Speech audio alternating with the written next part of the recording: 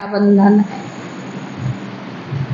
पवित्र रहने की कसम लेना ही सच्चा रक्षाबंधन है।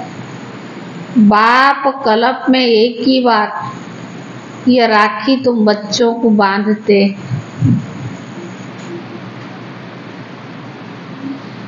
बाप कल्प में एक ही बार यह राखी तुम बच्चों को बांधते हैं। प्रश्न है, पवित्रता की प्रतिज्ञा करने वालों को भी योग में रहने का इशारा क्यों मिलता है? पवित्रता की प्रतिज्ञा करने वालों को भी योग में रहने का इशारा क्यों मिलता है?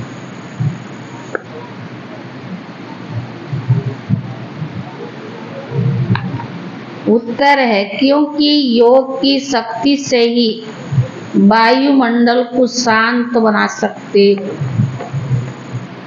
योग की शक्ति से ही वायुमंडल को शांत बना सकते। सारी दुनिया को शांति का वर्षा देने का उपाय योग है।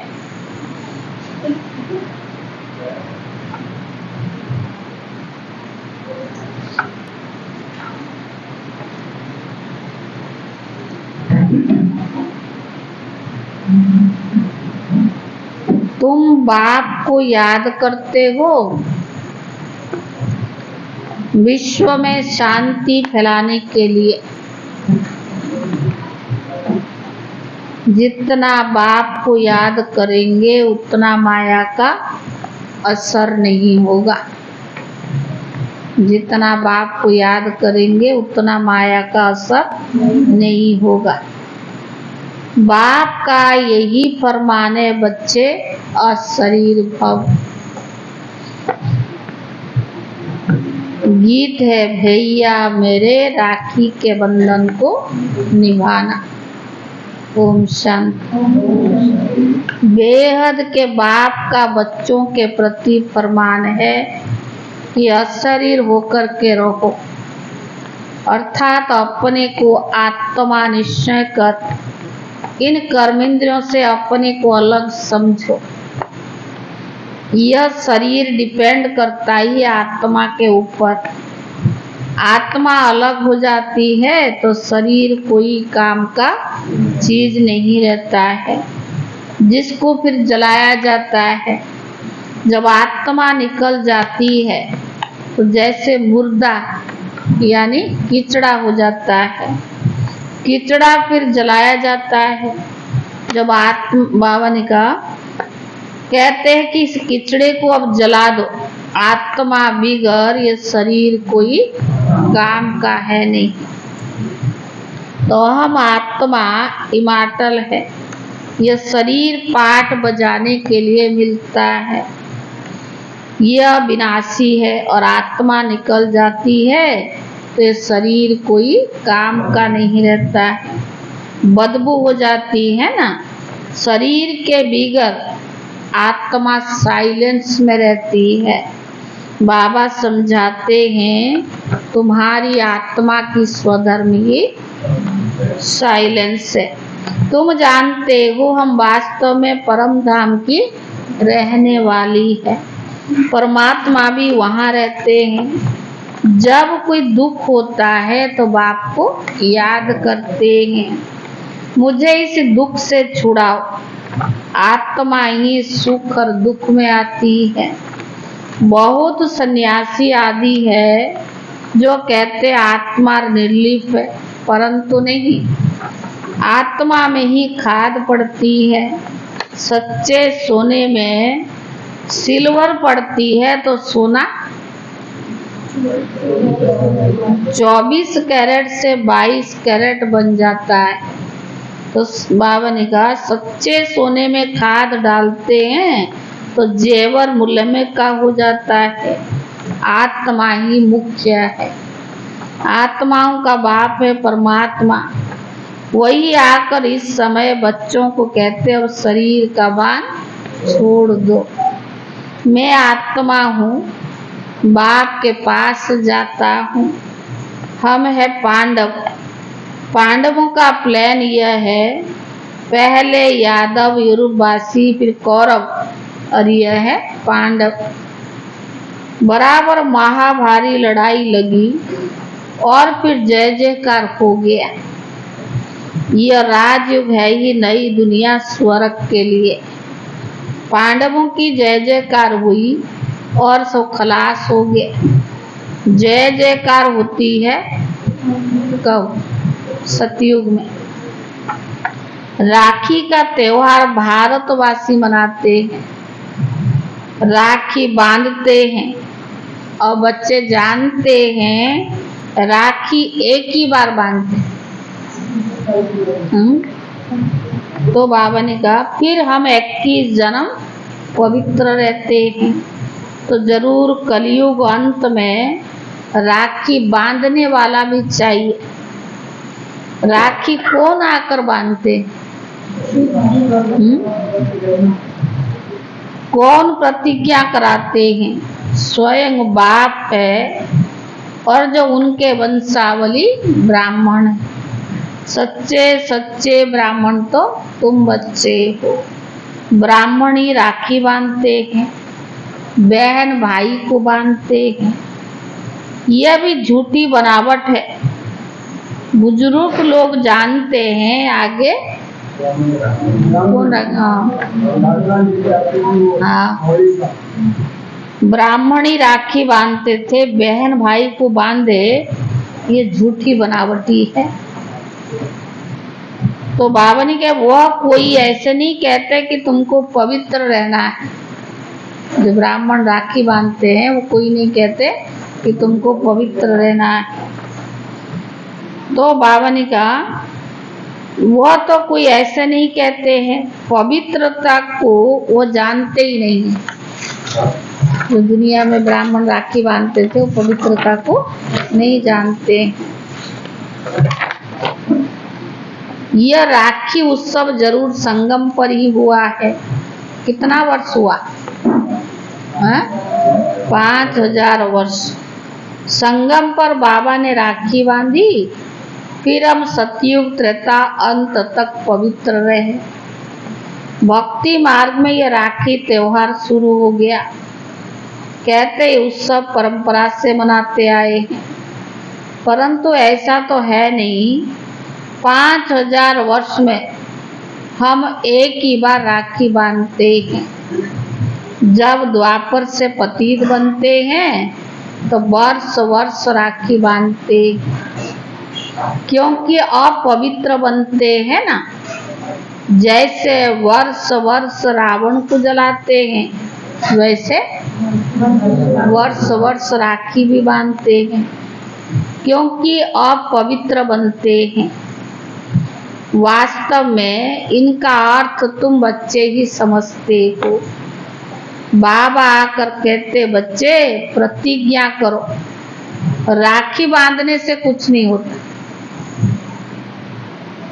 बाबा वायदा कराते, प्रतिज्ञा कराते कि पवित्र रहना है।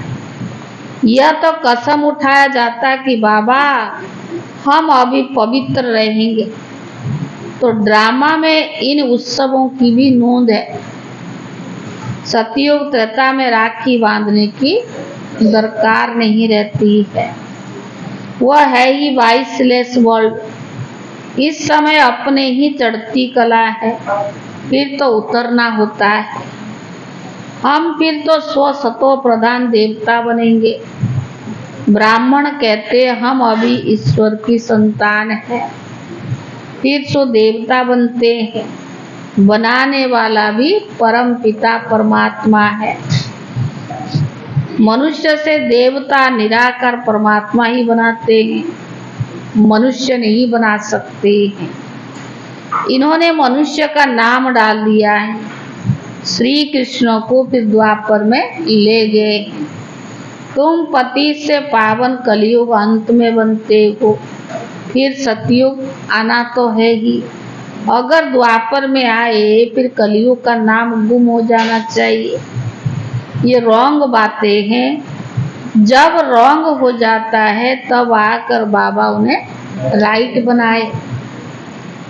अभी तो सब झूठे हैं, झूठी माया, झूठी काया, झूठा सारा संसार। बाप आकर बच्चों को सच्चा बनाते। सतयुग त्रेता में भी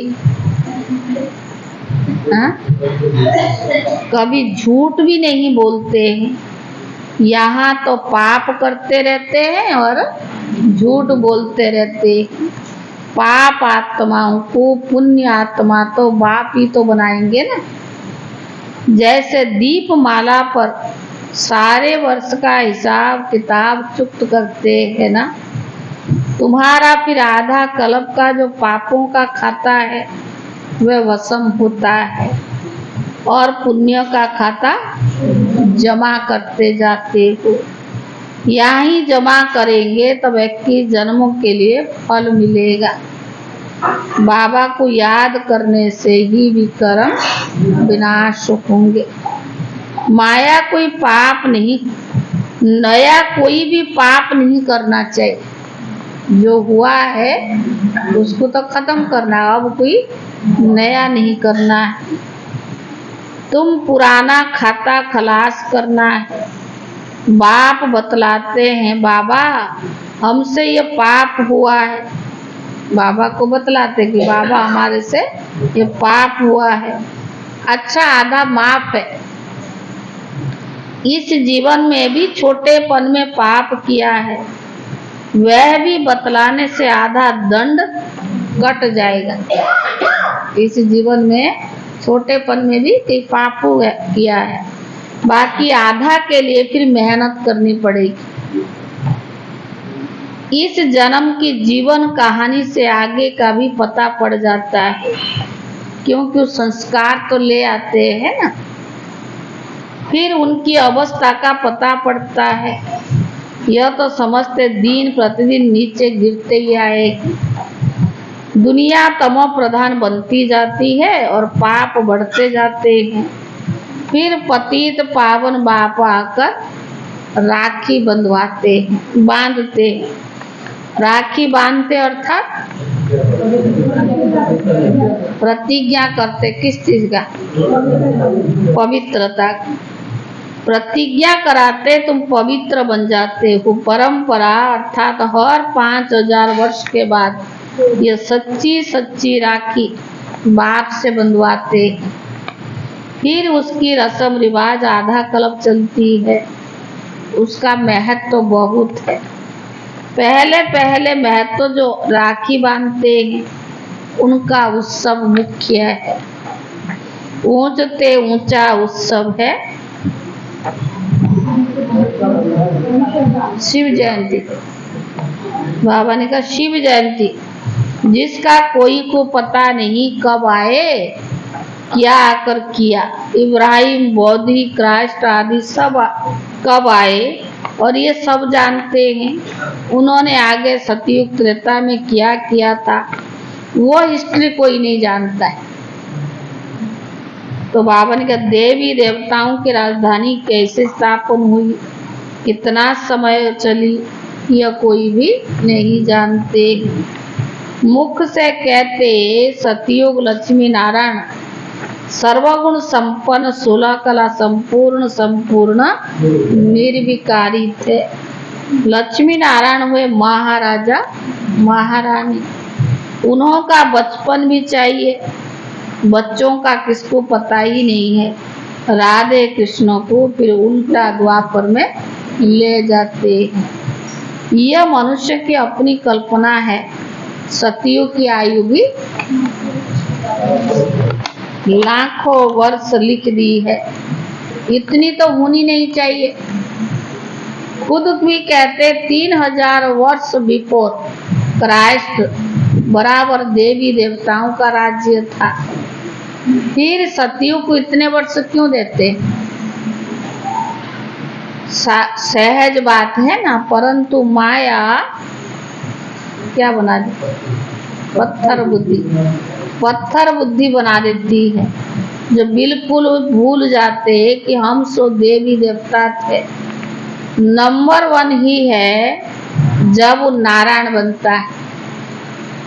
श्री कृष्ण के बाद जो नंबर 1 में जाता है जब नारायण बनता है, तो बाबा ने कहा उनको ये ज्ञान नहीं होता है, ज्ञान प्रायलोक हो जाता है।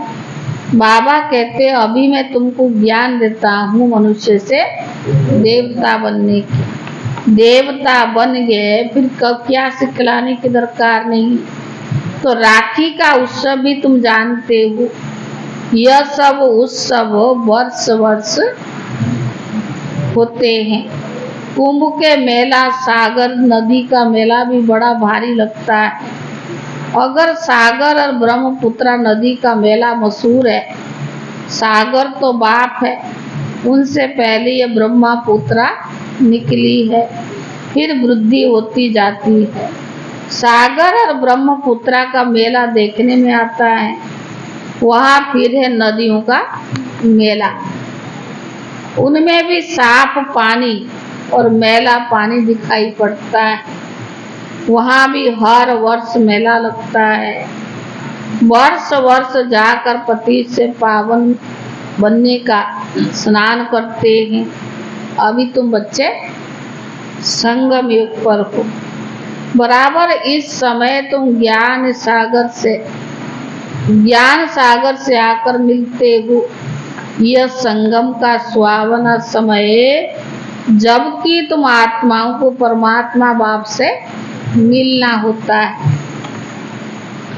तुम बच्चे जानते हो जो भी परम पर्व मनाते हैं वो सब अभी के यादगार है ना सर।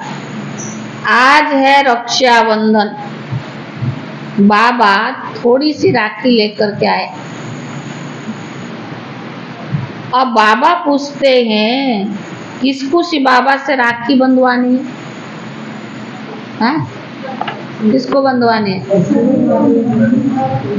और जो नहीं बंधवानी है वो हाथ नहीं उठावे। हाँ, कि बाबा पूछते हैं किसको सी बाबा से राखी बंधवानी है? वे हाथ उठाए। पहले 2-4 ने उठाए, फिर बाप दादा फिर बाबा ने कहा शिव बाबा से जिनको राखी बंधवानी है वो उठावे। फिर मेजोरिटी ने हाथ उठाए। बाप दादा बोले क्या तुम सब पावन नहीं बनना चाहते हो जो राखी नहीं बांधवाते हो? कहीं उन्हें नहीं भी उठाए होंगे ना। तो बाबा ने कहा, फिर मम्मा से बाप दादा ने पूछा तो मम्मा बोली राखी तो बांधी हुई है। देखो बाबा ने बच्चों की परीक्षा ली।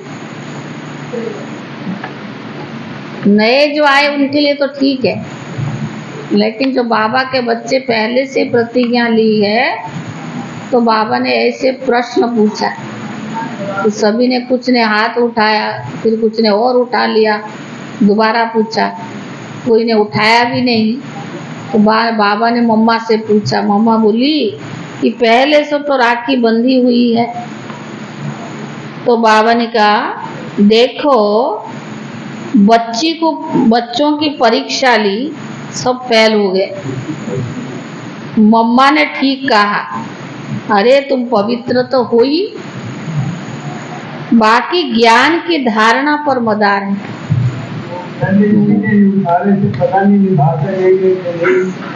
नहीं, कईयों को तो ये भी पता ना कि राखी बांध रहे। हमारा बाबा आया ही तो कुछ राखी लेके, तो राखी का दिन तो बांधेंगे ना, इस अर्थ से उठा दिया। कुछ फिर देखा देखी, फिर कोई उठाया भी नहीं।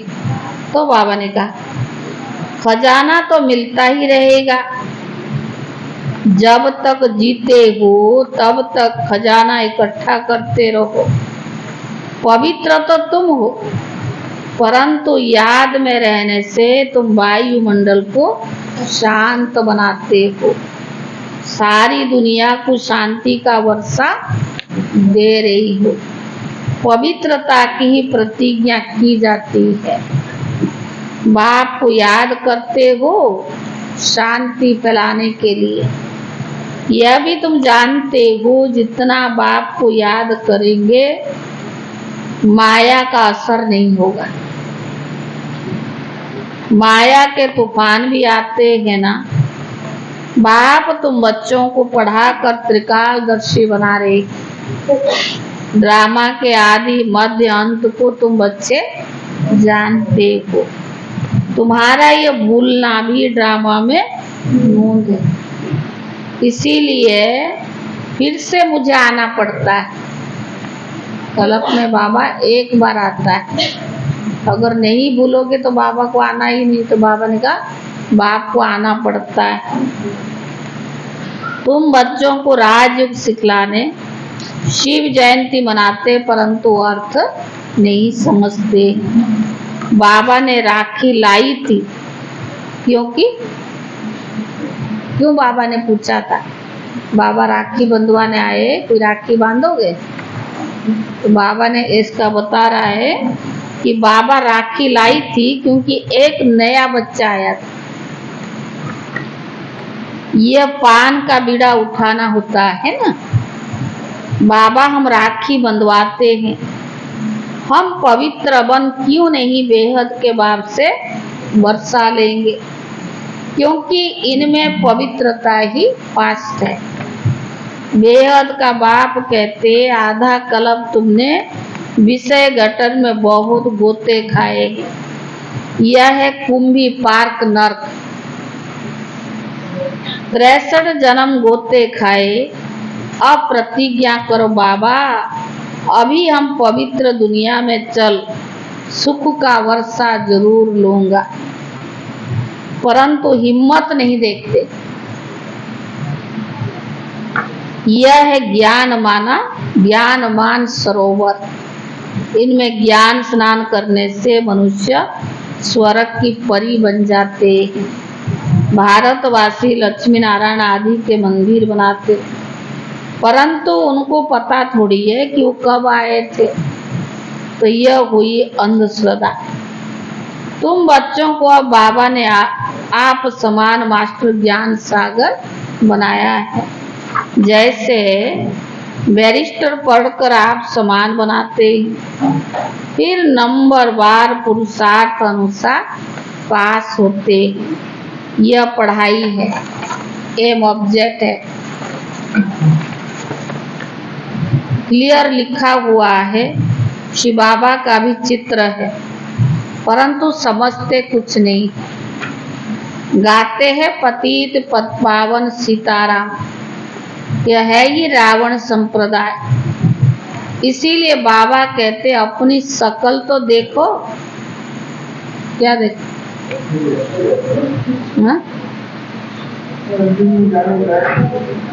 16 कला संपूर्ण निर्विकारी बने हो। अपने को आत्मा निश्चय करते हो। क्वेश्चन मार्क अपने आप को देखना है ना। तुम्हारी आत्मा का बाप कौन है उनको नहीं जानते तो तुम नास्तिक ठहरे। फिर नास्तिक लक्ष्मी को कैसे भरेंगे?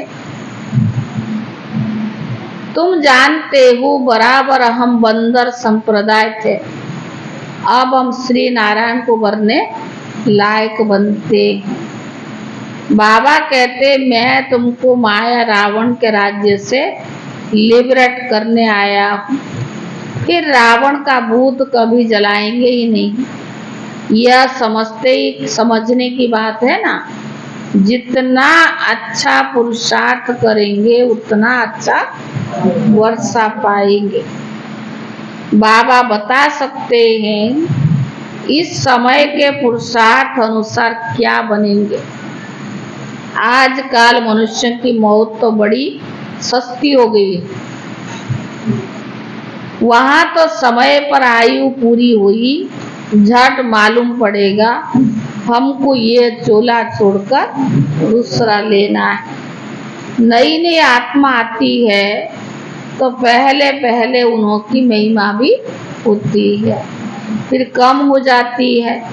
सतो रजो तमो से हरे को पास जरूर करना है। बाबा आकर सतो प्रधान बनाते हैं। यह भी वंडर है ना।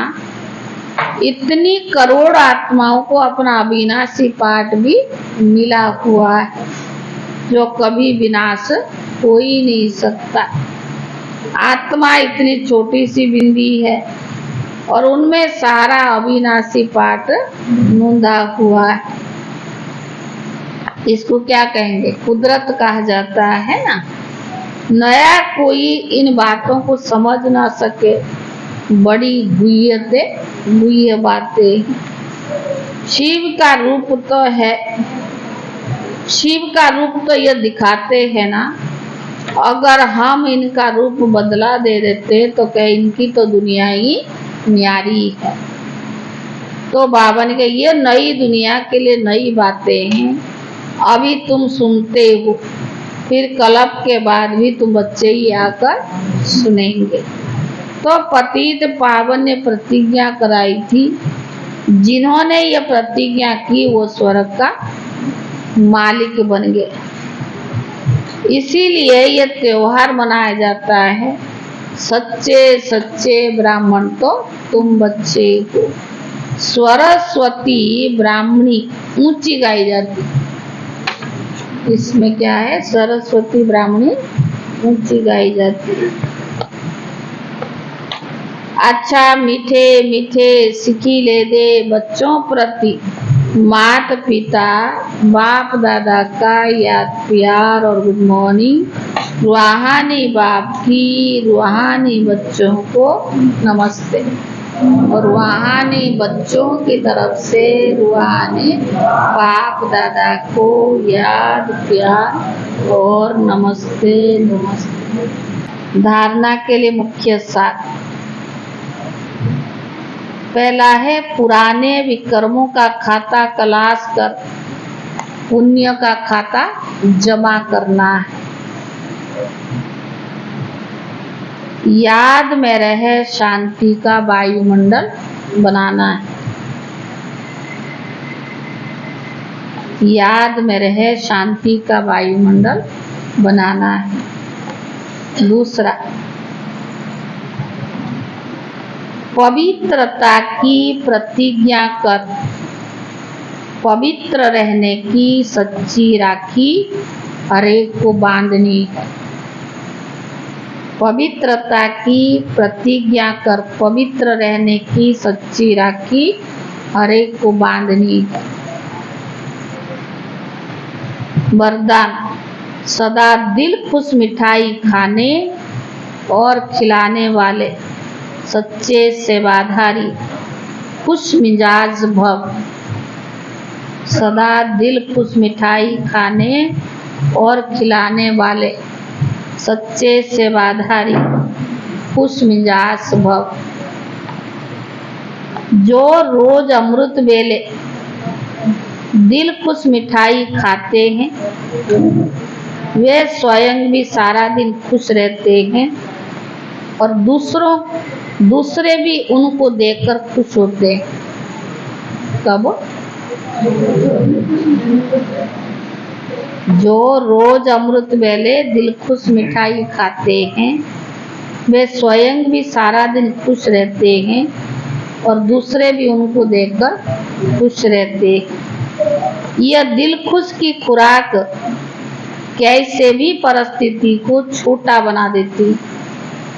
अमृत वेले तो दिल खुश की खुराक ले लेते हो, कैसे भी परिस्थिति को छोटा बना लेते। पहाड़ को राई बना देती है। तो सदा यह स्मृति रखो कि हम दिल खुश मिठाई खाने और दूसरों को खिलाने वाले। रोने की परिस्थिति में भी मन सदा खुश रहे तब कहेंगे खुश मिजाज। रोने की परिस्थिति में भी मन सदा खुश रहे तब कहेंगे खुश मिजाज। उनके चेहरे से भी सेवा होती।